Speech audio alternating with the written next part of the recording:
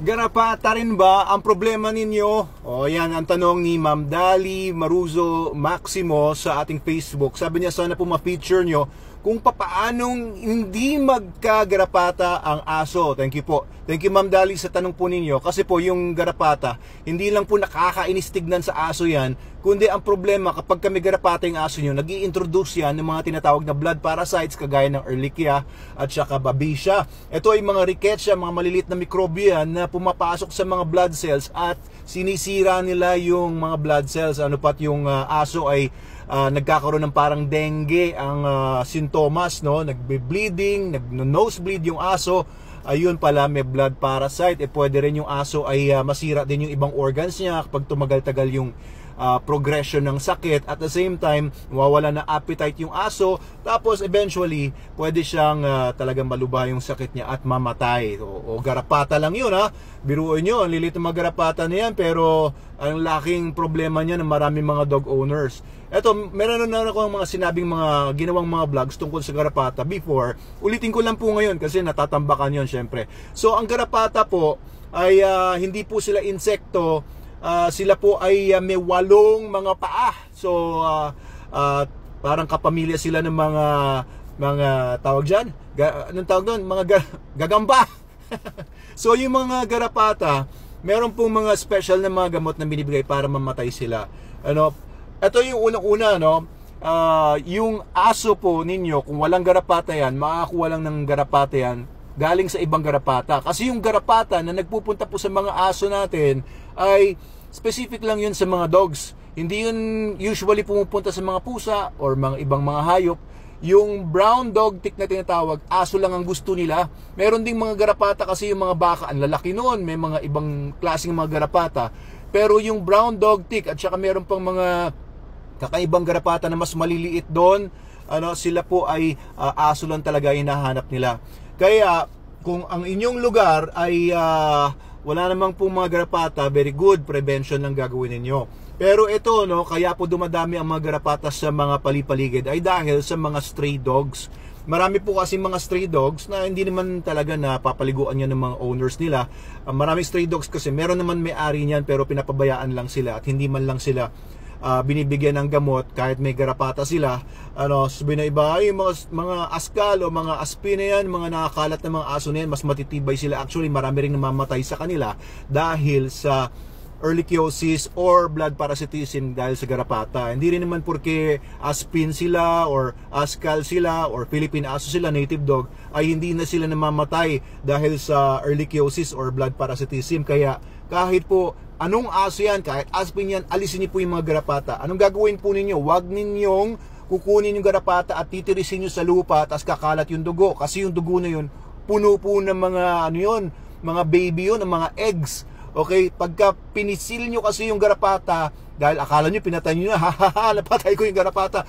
Pero yung mga ano nun, magre-revenge yun. Yung mga anak niya, magre-rebelde yun, magre-revenge yun. Pag nag-hatch yun, no, kahit wala na sila sa nanay nila, mag-hatch yun, tapos gaganyan-ganyan na sila, maghihintay na sila ng bagong aso, hintay nila yung aso mo. Tapos makita mo, ay, ang dami na namang garapata ng aso ko. Dahil kasi pinatay mo yung nanay, tapos pinabayaan mo yung mga nagre-revenge of the ticks or ng mga garapata. O, meron ka ngayong revenge of the garapata. So, ang gagawin ninyo, pagka nakakuha kayo ng mga garapata sa aso ninyo, ano, wag niyo lang basta hihilahin yan, ano, maganda kunin niyo yung tweezers para hindi maiwan yung ulo.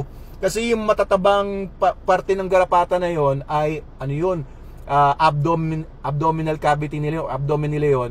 Pag hinilam mo yun, maaaring maiwan yung ulo. Ayun yung ulo niyon, maaaring mag-release pa ng kung ano-anong hindi maganda yon sa dugo ng aso ninyo. So, use tweezers para hilahin yon.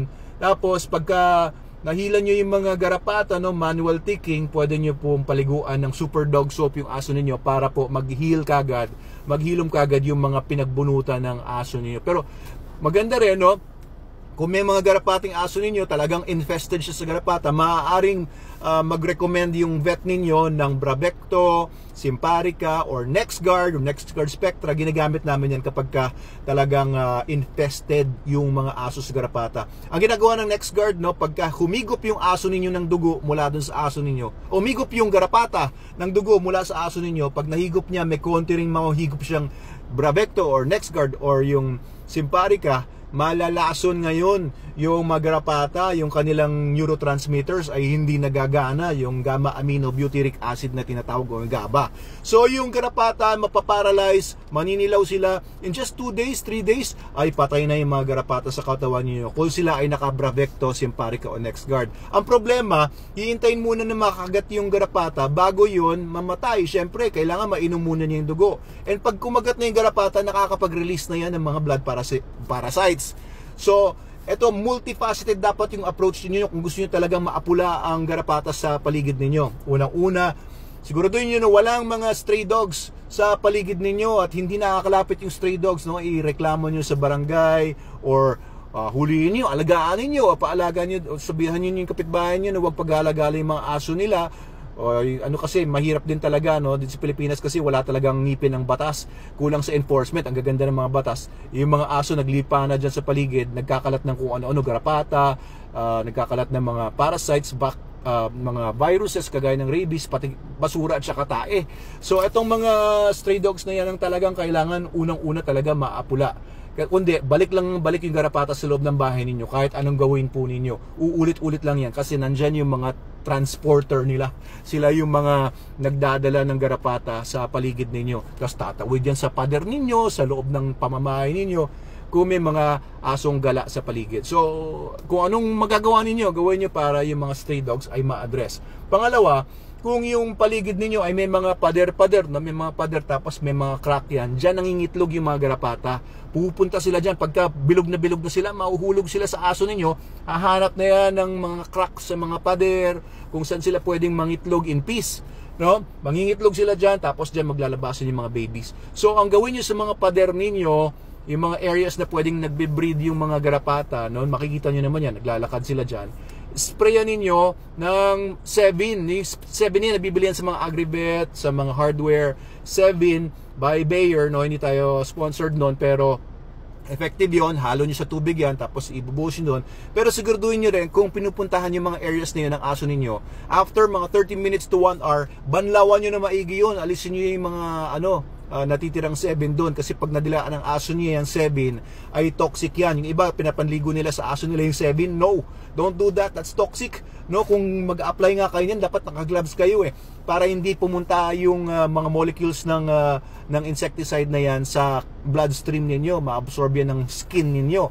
So make sure na linisin nyo ulit, no? And use Super Dog Soap doon sa aso ninyo regularly, kahit once a week, no? Pero pag heavily infested siya, pwede nyo gawin 3 times a week, may patlang na isang araw. Tapos siguraduhin nyo lang na maaraw yung panahon, ibabad nyo yung pag pinaliguan nyo yung aso nyo with Super Dog Soap or Super Dog Shampoo natin, available sa TikTok, Shopee, Lazada, and dealers nationwide. Ipanligo nyo, hayaan nyo munang magbabad yun ng 10 minutes, no? Siguraduhin nyo hindi ginawin yung aso nyo, mas maganda pag tanghali nyo gawin yan.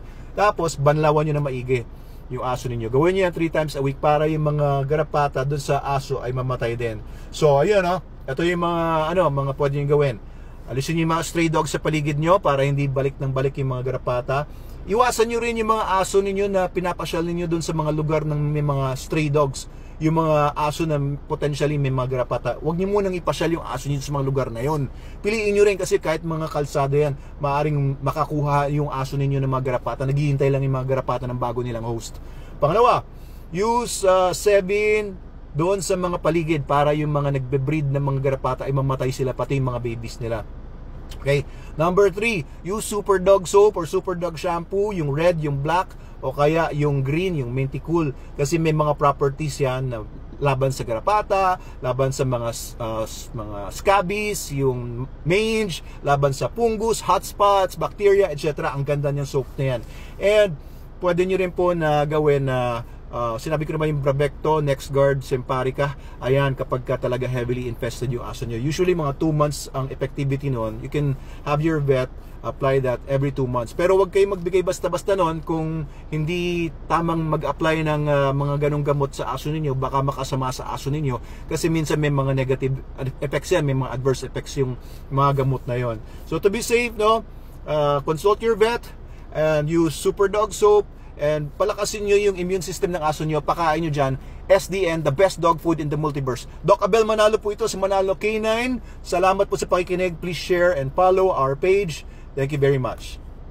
garapata. Alisin natin yan.